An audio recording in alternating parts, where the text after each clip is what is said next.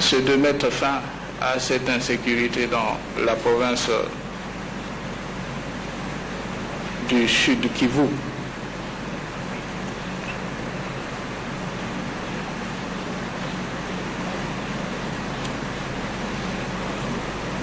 Si la conférence de presse ici, où cette conversation était organisée il y a 5, 6, 7, 8 mois, j'allais aussi évoquer la situation au Kasaï comme une situation dramatique.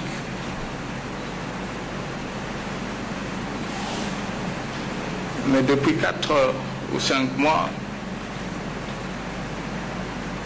à 95%, on a déjà mis fin à la situation qui était effectivement grave, une situation dramatique au Kasaï d'une façon générale. Cela veut dire la province du Kasaï, le Kasaï central, le Kasaï oriental, une partie de la province de Lomami et même Olomami, et aussi la province du Sankuru. Une partie de la province du Sankuru, la partie sud. C'était le phénomène Kamwinan Sapo. On a déclaré ce mouvement aussi un mouvement terroriste par ses agissements, son idéologie et les actes posés contre la population et contre les institutions de la République, les institutions au niveau de la province. Mais est-ce que c'est une nouvelle situation? Il semble que on avait déjà connu une situation pareille en 1959. À l'époque, le Congo était administré par le Belge. Et puis par la suite, en 1961, avec le même modus operandi, la même façon d'agir, même massacre.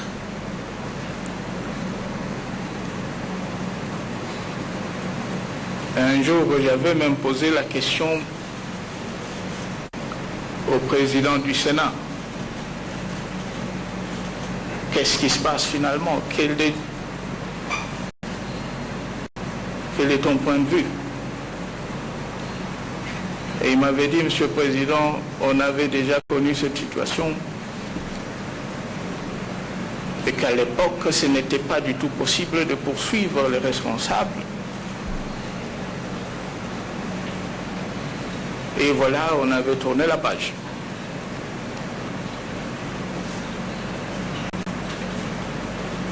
Et pendant la conférence qu'on avait organisée à Kananga, j'avais aussi posé la question, cette fois-ci c'était au chef coutumier. Et c'était la même réponse. Monsieur le Président, on avait déjà connu cette situation. Pas seulement en 1959, mais aussi en 1960. Et c'était grave, c'était dramatique.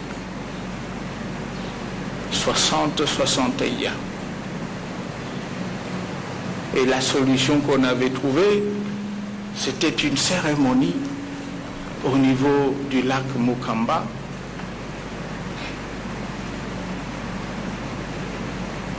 Une cérémonie traditionnelle. Et voilà, c'était la fin. Bref, que ce soit en 59 ou en 61,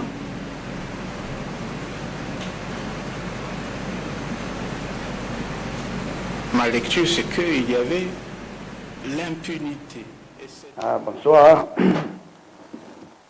C'est Louise Kinshasa sur Congo Synthèse. Donc vous êtes bien sur notre programme Informer, éduquer pour agir. Donc aujourd'hui, nous allons donc revoir un peu rapidement le point de presse de Joseph Kabila. Donc Donc ce programme, on va le faire donc, en Fangala. Donc comme notre frère Fabien a souvent le dit, donc on va ménager un peu à les deux. Bon, le français, c'est juste important pour qu'on puisse passer le message aux gens, donc à ceux qui ne parlent pas lingala et à ceux qui ne sont pas congolais, parce qu'il faut qu'on gagne donc le combat des idées, il faut qu'on gagne la solidarité internationale. C'est pour ça que nous devons aussi partager l'information, nos analyses avec les gens qui ne sont pas donc du Congo, c'est important. Donc tout ça, le programme na Fangala, de Fabien Lobaka. Et c'est important, il y a pour ça un programme de temps en temps en français, pour permettre à la communauté internationale, les gens qui ne sont pas des Congolais, va comprendre le message de Nabiso, surtout l'analyse de Nabiso. Et là, tu revois rapidement le discours à prendre de presse au Kabila Sali. Alors, je dois admettre dès le départ que le son n'était toujours pas de très bonne qualité, donc il y a des choses que j'ai sûrement ratées. On pourra revenir sur la totalité de son point de presse peut-être plus tard. Mais ce qui est important pour nous, le premier point, c'est que, comme ces mots déjà à la mode, c'était un point de presse médiocre, selon moi, dans le sens qu'il n'y a pas que ce que Kabila a dit, mais il y a aussi la complicité de la presse. Les questions que la presse a posées, surtout la presse occidentale, donc la presse bourgeoise, c'était des questions vraiment donc modestes. Si vous pensez que la presse ici, quand elle parle de la Syrie, quand elle parle de la Corée du Nord, la presse se positionne comme une institution qui défend les droits des Nord-Coréens, des droits des Syriens contre le soi-disant régime d'oppression. Alors que la même presse occidentale, on l'a vu donc à Kinshasa, quand elle pose des questions donc à Kabila, c'est des questions vraiment donc modestes, et en plus la presse n'insiste même pas pour que Kabila leur réponde de façon satisfaisante. Donc c'est le travail de la presse, donc ça laisse à désirer. Donc, là, il doit aller dans la presse. La presse, la presse occidentale, surtout, la question n'est pas posée en haut. C'est irresponsable. C'est-à-dire que, si vous comparez, un reportage, ou un point de presse sur Syrie, ou bien sur Corée du Nord, ou sur Cuba, au moins, que la presse occidentale a ses positions en faveur.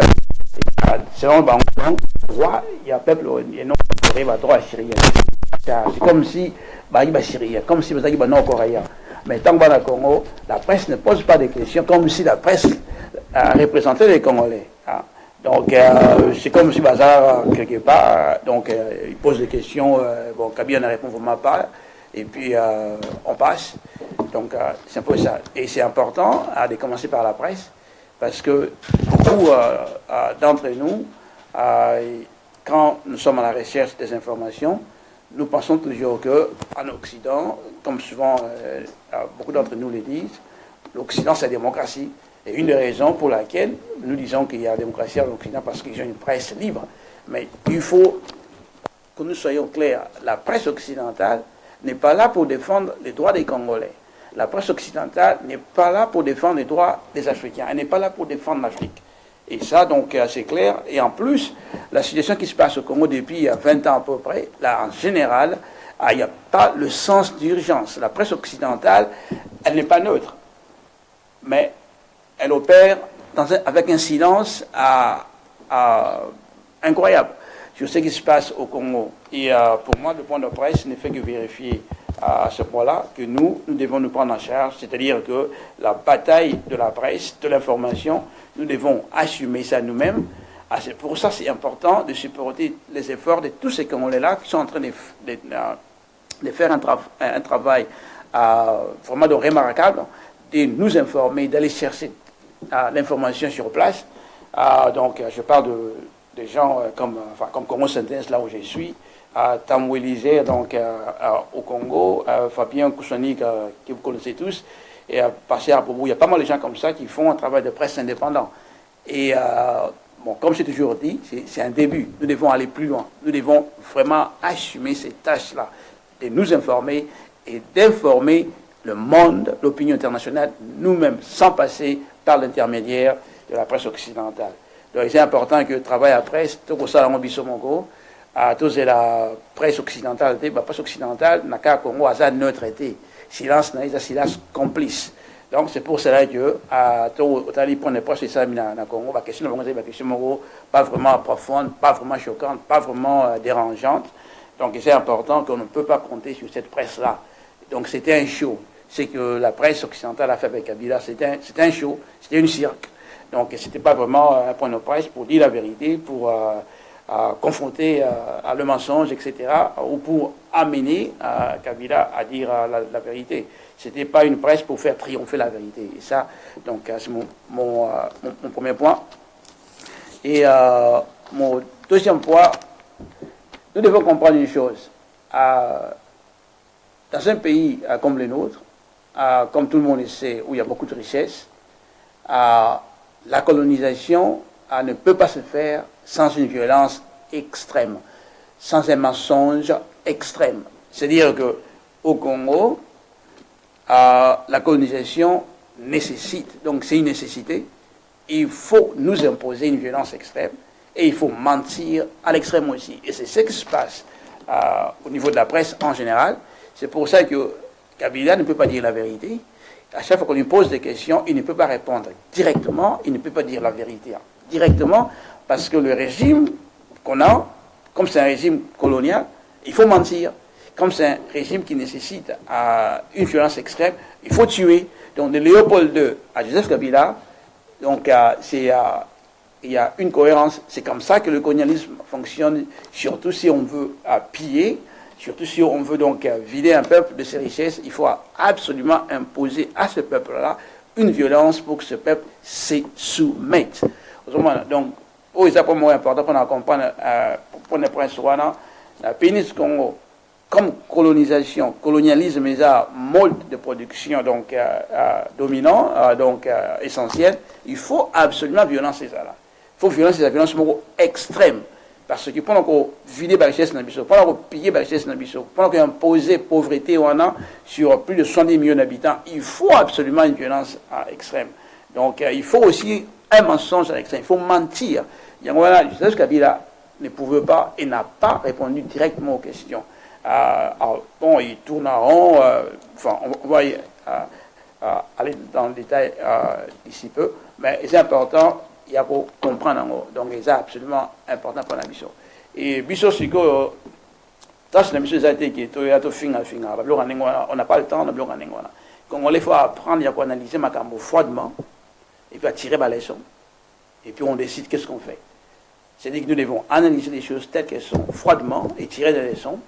Parce que là où nous sommes, c'est pas justement écouter ces points de presse, mais c'est aussi la confrontation des visions. Vision de colonisation et vision de liberté. Il y a ces deux visions-là qui sont en confrontation. Donc, c'est pour ça que nous, Congolais, nous devons donc faire des analyses vraiment donc, froidement et puis prendre des décisions donc, qui s'imposent.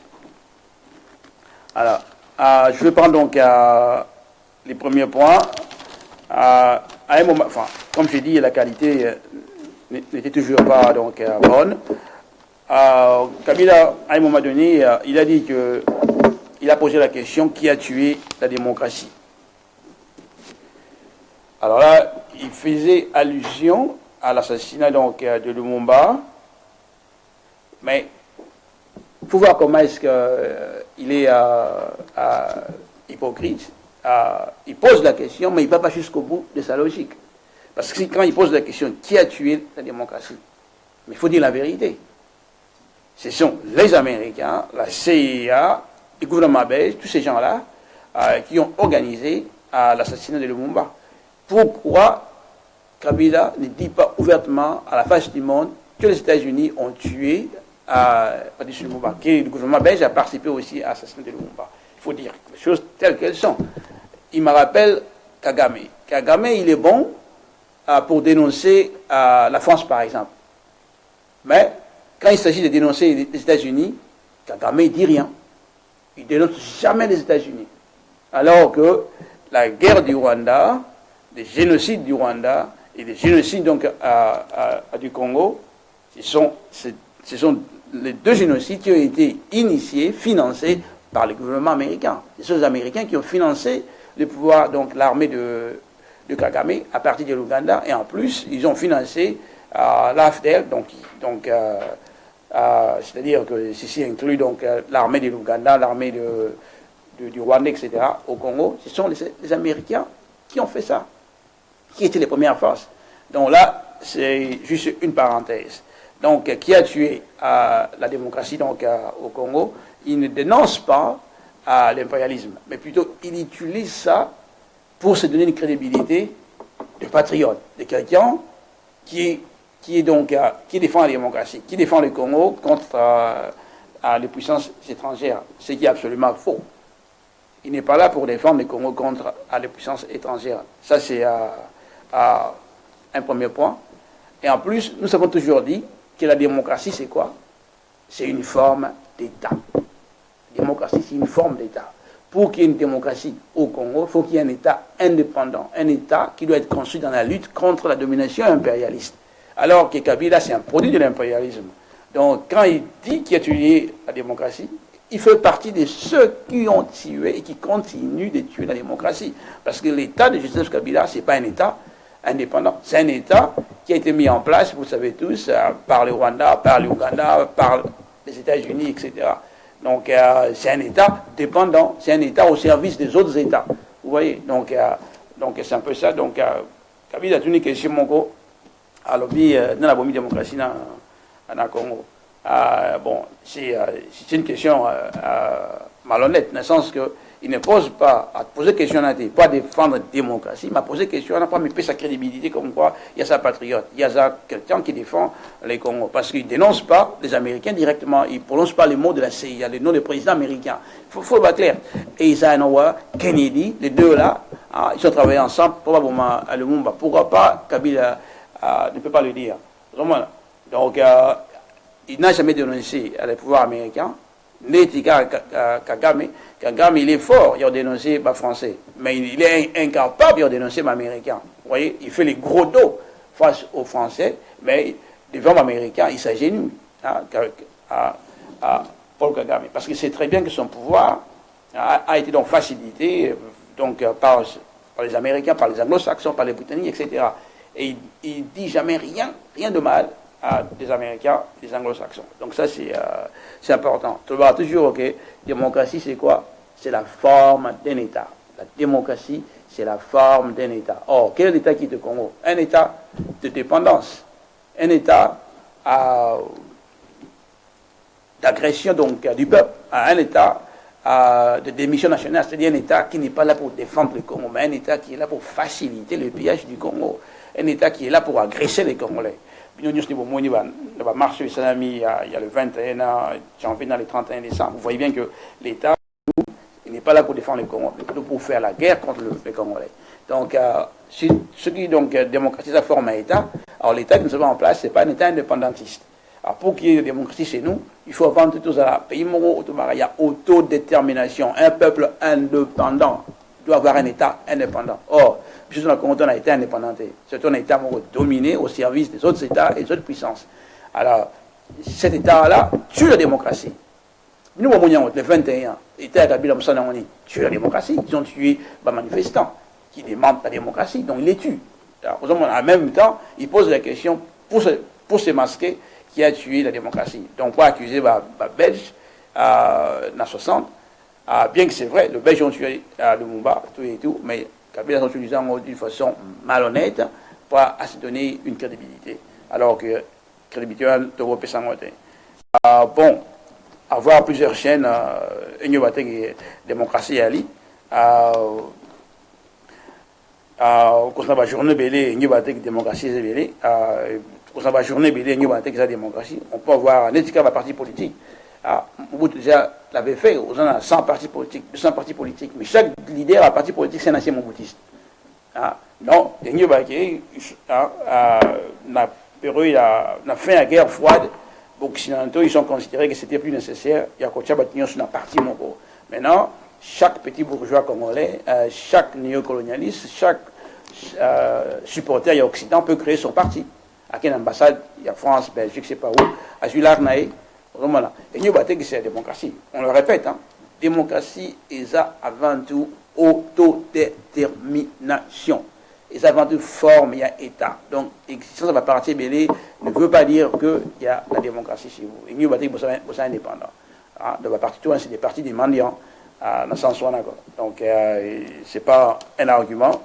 Il y a un argument qu'il utilise pour dire qu'il y a démocratie donc, au Congo. Et s'il y a un espace démocratique dans le Congo, cet espace c'est gagné par la lutte. C'est gagné par la lutte. Lutte, il y a tous les jours. La démonstration, là, journée morte, même si on a un supporter dans le côté, toutes ces luttes, ça, on a au Congo. Les résultats, il y a des forces à dirigeants, c'est des moins espace. Il y a une lutte, c'est important. Plus nous luttons et mieux nous luttons, et plus nous gagnons à la concession. Et c'est important. Toujours l'habitude, il y a une victoire, ils arrivent, boum, donc noir et blanc. Il faut victoire Samara immédiatement. Non, il y a aussi des fois concession Samara, donc par étape. Ça aussi, il faut se rendre en considération. La concession, donc, conséquence, donc il n'y a pas lutte dans l'histoire. Donc c'est pas un cadeau, quoi. Bon, Kabila, il parle de financement du processus électoral. Il se vante que les élections vont être financées par le gouvernement congolais. Bon, si c'est vraiment, j'en sais rien. Comme nous le savons tous, c'est un gouvernement donc des menteurs. Mais ce qui est vrai, c'est que ces cartes d'électeurs, les systèmes électroniques, tout ça, c'est pas fabriqué au Congo. Être indépendant, c'est fabriquer tout soi-même. Être donc le garant, être donc au contrôle de tout le matériel nécessaire. Alors que ce n'est pas le cas au Congo. Vous voyez. Donc dire que si le financement donc ces élections c'est fait par le gouvernement, bon, c'est pas un argument crédible, parce que comme je viens de le dire, les cartes électorales ne sont pas fabriquées au Congo. Et il ne faut pas non plus isoler ça du reste de ce qui est consommé au Congo. Les passeports congolais ne sont pas produits au Congo. Les habits que le ministre porte chez nous ne sont pas fabriqués au Congo, etc. Donc il ne suffit pas de dire qu'on va financer les élections nous-mêmes pour se donner donc, le badge de crédibilité pour dire que voilà, nous sommes autosuffisants, nous sommes responsables, nous sommes indépendants, nous sommes en charge. Non, ça c'est juste des explications sans cohérence. Comme le point de départ, c'est une colonie, comme le point de départ, c'est un endroit où tout le monde vient piller, comme la fondation de la RDC, c'est la colonisation, c'est-à-dire le pillage à gogo, le pillage à fond, c'est impossible d'avoir un gouvernement d'autodétermination sans le renversement de ces relations coloniales entre nous et l'Occident. Donc, Kabila a compris un argument a financé le processus électoral, mais bon, ça, il reste à savoir ce que c'est solo. Mais une chose est vraie, la carte, il y a des électeurs qui sont imprimés dans le Congo, et où Libanda. Machine électorale, ça ramène dans le Congo. Donc, il n'y a pas d'indépendance. Donc, on va financer l'élection. Et puis, c'est un gouvernement qui paye des dettes tout le temps. Fonds monétaire international, Banque mondiale, va vendre le gouvernement Congo, etc. Passeport au Congo, c'est imprimé dans le Congo, c'est imprimé à l'étranger. Mais Bakazako, Yimokabi, il y en a battu Balati. Et ça, Bakazaka, Veste, Vengene, ça m'a dans le Congo. Donc, c'est un gouvernement de dépendance. Donc, Wana, et c'est important, tout ça clair, Nango. Na makamsusu obatuni wana alors question ngo ba congolais balinga ba comprendre est-ce que on peut demander à catholique la majorité ba congolais à Kende, c'est ce que les Congolais disent, demande l'option wana à Kende. Alors on nous pose la question ceux qui, après l'élection, ceux qui ont Okende, il n'a pas répondu directement. À ce moment-là, nous avons une question, à copier la Constitution. Il donne plusieurs raisons. Je parle sur le budget. Alors, l'élection coûtait 1,2 milliard, je crois, de dollars. Et puis, alors que le budget congo est à 6 à 7 milliards. Budget élection, 1,2 milliard. Budget Congo, 6 à 7 milliards. Inadmissible. Il y a dépensé montant d'Ingwana sur l'élection. Donc, l'intention est donc claire. Donc, Kabila consistant côté que il veut rester au pouvoir. Donc, Azab n'a consistant. C'est clair, ceux qui prennent les presse, il veut rester au pouvoir. Donc, Kabila est quand même clair qu'il veut rester au pouvoir. On lui a posé la question s'il va démissionner, donc qu'il ne restera pas au pouvoir s'il y a un vainqueur donc, aux élections. Il répond que non, il faut consulter la constitution du Congo. On lui pose la question aussi sur le référendum. Il dit que le référendum n'est pas inscrit sur le fichier électoral. Donc il ne répond pas directement aux questions qu'on lui pose. Et ça, c'est une intention donc, qui est vraiment claire. Donc il n'y a pas de doute. Il veut rester au pouvoir. Donc là, Kabila est clair. Il est là, il reste. Donc s'il faut qu'il utilise plusieurs manœuvres, donc il va le faire. Donc là, c'est vraiment clair. Dans les Congolais, il ne doit pas donc y avoir des doutes sur la détermination de Kabila. Kabila est clair. Ce modèle, comme on l'a toujours dit, c'est Kagame. Ce modèle, c'est Museveni. Or, Museveni est au pouvoir. Et Museveni vient juste de changer la constitution de l'Ouganda pour que quelqu'un qui est âgé de plus de 76 ans reste au pouvoir. Kagame a déjà changé la constitution du Rwanda pour qu'il reste au pouvoir jusqu'en 2034. Un truc comme ça. Donc, ces deux modèles-là, et le régime de Kinshasa et le régime de Kigali et celui de Kampala sont liés. Ils dépendent les uns des autres. Ils le savent. Si Kabila cède, donc c'est une faiblesse, c'est un danger donc, pour Kagame et pour Museveni, et vice-versa. Si Museveni cède, c'est un danger pour Kagame et pour Joseph Kabila. Donc, et en plus, comme on a toujours dit, l'Occident n'est pas contre Joseph Kabila. Combien de fois j'ai vu l'Occident, combien de fois j'ai vu nos compatriotes, des Congolais qui disent ils viennent d'imposer d'autres sanctions, ils viennent de faire ça et ça contre Kabila. Écoute, Niki Haley était là à Kinshasa. Elle a donné 1 an de plus. 1 an de plus. Elle n'a pas dit, Kabila dégage, il dit, vous y êtes, vous y restez pour 1 an de plus. Donc ils sont clairs, ils ont les mêmes intérêts. Kabila n'a rien fait que l'Occident considérait, que l'Occident peut considérer comme atteinte aux intérêts de l'Occident. Pas du tout, au contraire. Comme Kabila lui-même lui a dit, qu'il va accélérer la libéralisation des explorations des hydrocarbures chez nous. Quelqu'un qui est donc au pouvoir d'une façon illégitime, qui n'a pas de mandat, il se permet de dire qu'il va accélérer l'exploration des hydrocarbures chez nous. Donc il est clair, hein? Donc, il va rester au pouvoir, donc il se voit encore au pouvoir donc, pour 3 ou 4 ans ou plus. Donc ça c'est absolument donc, clair. Donc Kabila, Nengazana, Azormimo na pouvoir, à lui Makamone dit qu'il a accéléré donc exploitation, il y a exploration par hydrocarbures, donc par donner par gaz, pétrole. Donc pétrole ça madame donc ils assurent le saleté, sûrement monsieur ça la produit n'importe où, peut-être dans Kivu, peut-être dans l'Équateur, on a pas jusqu'à forêt qui veut centrale les alliés, pétrole les japonais donc on le sait. Donc pendant il se voit au pouvoir dans la zone qui a quoi accélérer l'exploration il y a hydrocarbures. Donc c'est lui qui va accélérer ça. Donc c'est lui qui a le pouvoir. Donc demande Nabi Sheka Kende, lui, donc il répond. Donc en fait, discours où sa réponse, la manif au dessus il y a les 31, il y a les 21. Il est là, il va rester. Comme il a dit lui-même, il va mourir avec une balle dans la tête. Donc, il a réponse en plus, adopté ça donc là-bas congolais.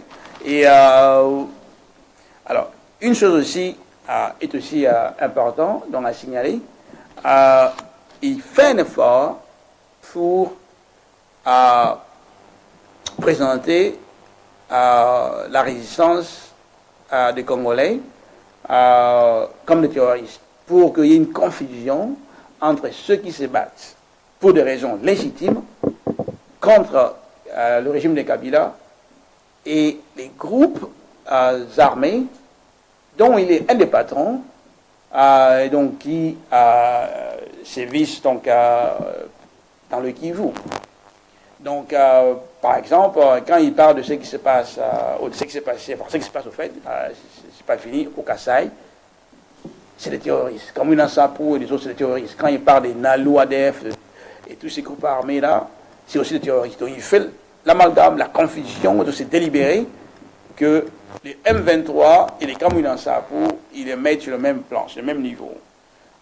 Donc, même si il y a la résistance dans les Kasaï, à Ouvira, etc., les Congolais font des erreurs. Donc, il y a que ceux qui ne font rien, qui ne font pas des erreurs.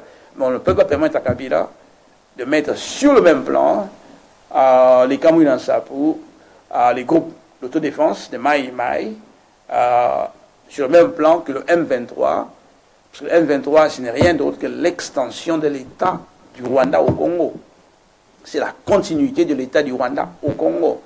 Donc c'est un groupe d'agression au Congo, donc on ne peut pas le mettre au même plan sur les Kamouina Nsapou. Kamouina Nsapou n'a pas agressé le Congo, au contraire, le départ, c'est plutôt les pauvres Congolais du Kasaï qui ont été agressés par l'État congolais et les gens se sont défendus. Même si, sûrement, ils ont fait des erreurs, donc on ne connaît pas toute la vérité sur ça, mais on sait au départ, comme les groupes de Maï Maï, qui se sont constitués dans les Kivu, c'était pour se défendre contre l'agression donc du Rwanda et de l'Ouganda donc au Congo. Donc c'est important de permettre à Kabila d'être au même niveau, résistant à Kamouina Nsapou, résistant à Maï Maï, na Ouvira, dans le Nord Kivu, na Sud Kivu, et puis dans d'autres régions aussi, parce que la résistance dans le Congo, c'est partout, au même niveau, na l'OADF, groupe terroriste, au Yazobengana, au Bazar financé par lui-même, et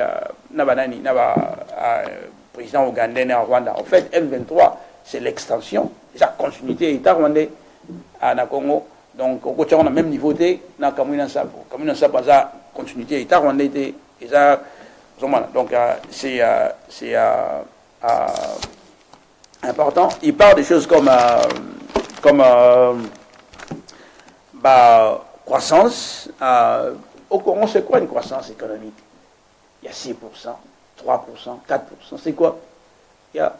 Pour produire 400 000 tonnes l'année prochaine, pour produire 600 000 tonnes. Il y a croissance, mais croissance, ça profite à qui? Aux multinationales. La compagnie, soi-disant multinationales, qui sont des compagnies coloniales, qui sont au Congo pour piller ensemble avec.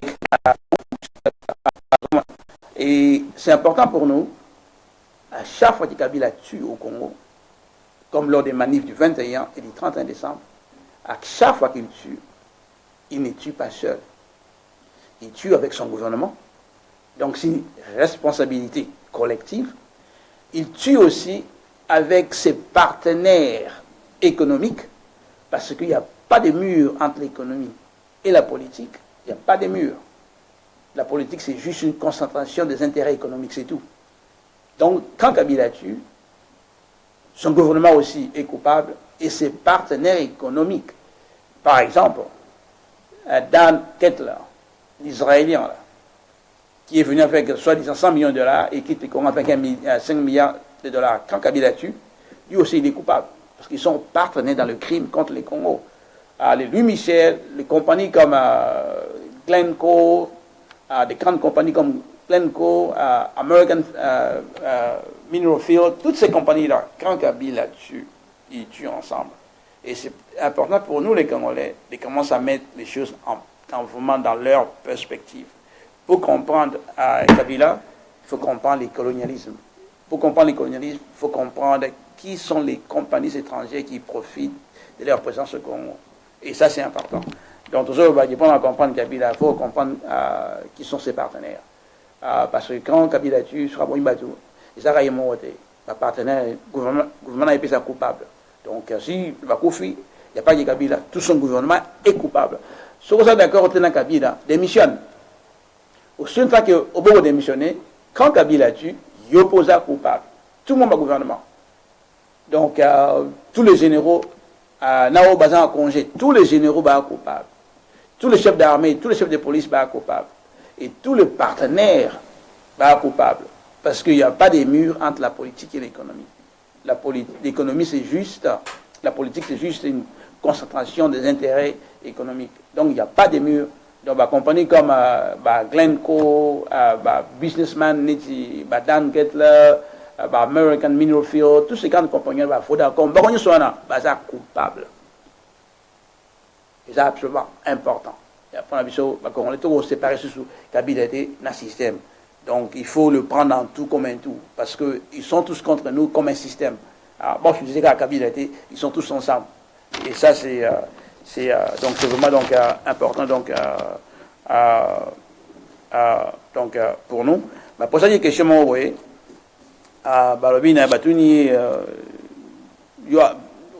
bien à 17 ans, quel est votre plus grand succès? Alors, réunification. Vraiment. Réunification. Dans le Congo, ils ont occupé, ils parlent de la réunification. Dans le Congo, où plus de 80% de la population meurt de faim, ils parlent de la réunification. Dans le Congo, où il y a l'armée qui existe, c'est une armée d'agression, c'est une armée contre la population, ou bien en réunification. Dans le Congo, où les étrangers font ce qu'ils veulent, ou bien en réunification. Réunification, ce n'est pas juste absence, il y a balkanisation prononcée comme telle. Donc, réunification, il y a que le peuple est uni autour d'un État central et un État indépendantiste, anticolonial, un État populaire, un État du peuple. Parce que réunification ne peut se faire qu'avec un État du peuple, pas avec un État au service de l'occupation. En ce moment-là, l'État représente l'occupation et les occupants font ce qu'ils veulent. Et en plus, il faut comprendre bien, quand on parle de réunification, on veut dire qu'on est maître de chez soi, on est maître de son sol. Or, le sol congolais est pillé. Parce que Congo,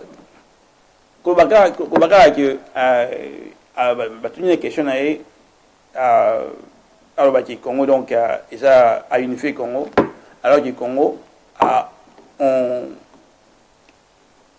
le pille donc la terre congolaise c'est la Congo coltan c'est la terre congolaise cobalt c'est la terre congolaise le pétrole c'est la terre congolaise et tout ça ils a pillé ils a défendu parce que dans l'idée de réunification il y a l'idée à puissance l'idée à indépendance. Or c'est pas le cas le pillage sans fin des ressources du Congo et c'est ce qui se passe chez nous. Donc, à gros, des matières, il y a des à réunir les Congolais. Et en plus, les Congolais, par exemple, qui vivent dans les camps de concentration, séparés de leur terre. Même l'économie qui existe, ce n'est pas notre économie. C'est pour construire les pays des autres. Alors, ils ont clamé que non, ça n'a pas de sens. Donc, c'est important de dire que si la réunification, c'était son grand succès, c'est absolument faux. Donc c'est un échec. Et puis il a dit son regret, il n'a pas réussi à transformer l'homme congolais. Bien sûr, il nous a transformé dans le sens contraire. Il a approfondi notre douleur. Il a approfondi notre souffrance. Dans le sens là qu'il a changé les Congos. Il y a beaucoup plus d'enfants qui meurent de faim qu'il y a 30 ans au Congo. Il y a moins d'enfants qui vont à l'école qu'il y a 30 ans au Congo. La déscolarisation au Congo s'est accélérée. Le chômage s'est accéléré. L'insécurité s'est accélérée. Le pillage s'est accéléré. Et si quelqu'un veut transformer les Congolais, c'est par la lutte contre tous les fléaux que je viens de citer là.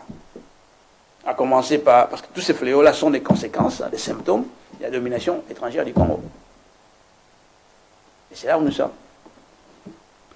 Donc, alors, il a aussi parlé de l'existence d'un mouvement terroriste au Congo qui emploie les Somaliens, les Tchadiens, les Kenyans, les Sud-Africains. Ça, c'est intéressant. Là, j'ai appris quelque chose. Alors, maintenant, il faut aller plus loin. Quel est l'intérêt des Sud-Africains d'envoyer des terroristes au Congo?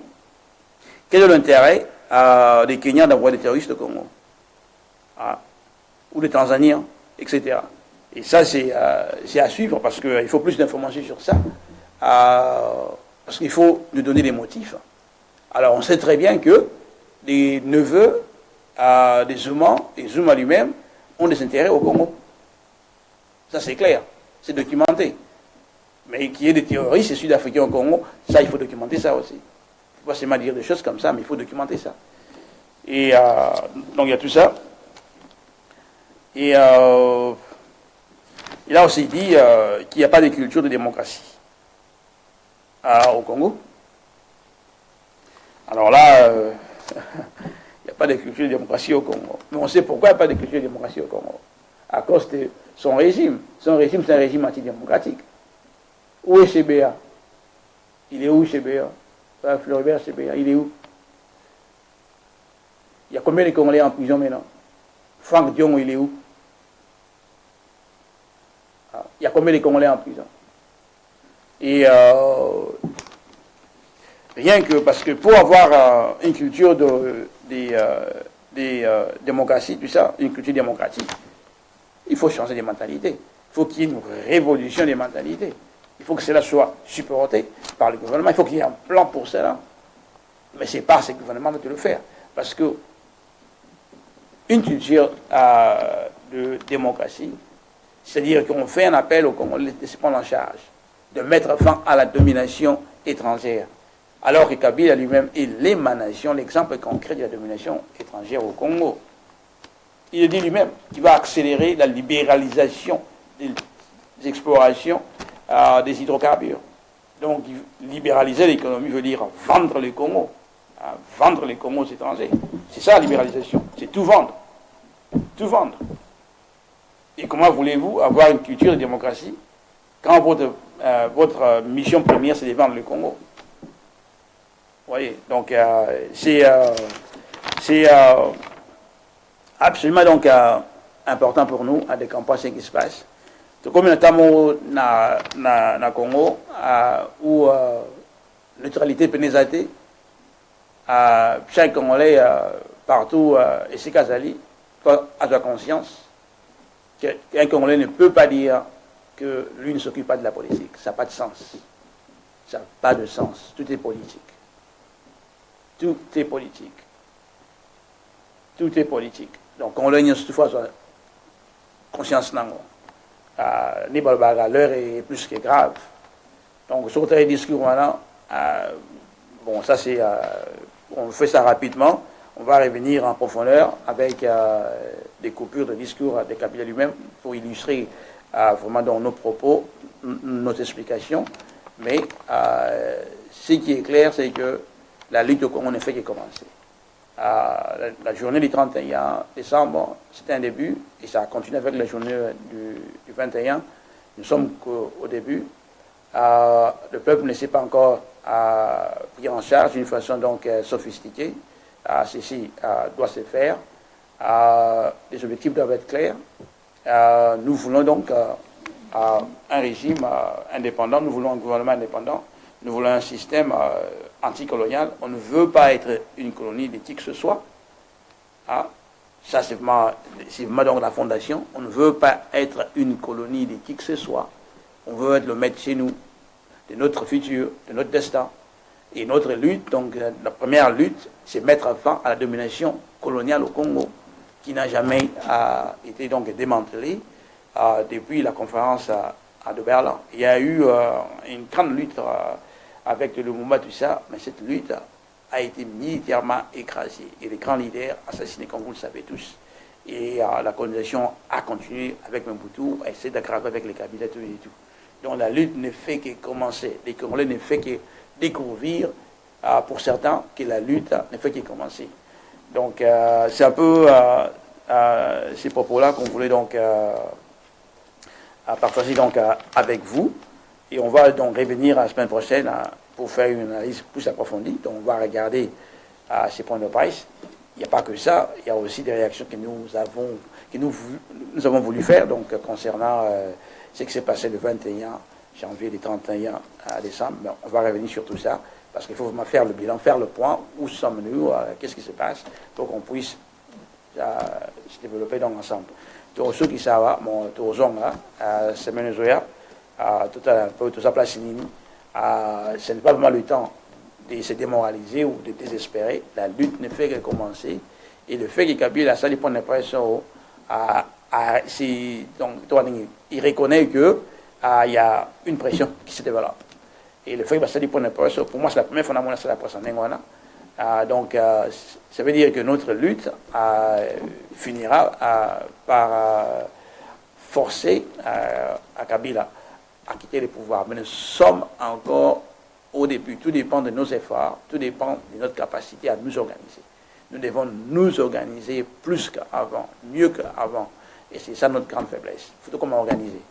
Il faut comment organiser. Si vous organisez, il y a un problème. Chaque Congolais face à la pareille organisation, il y a indépendance totale à Congo.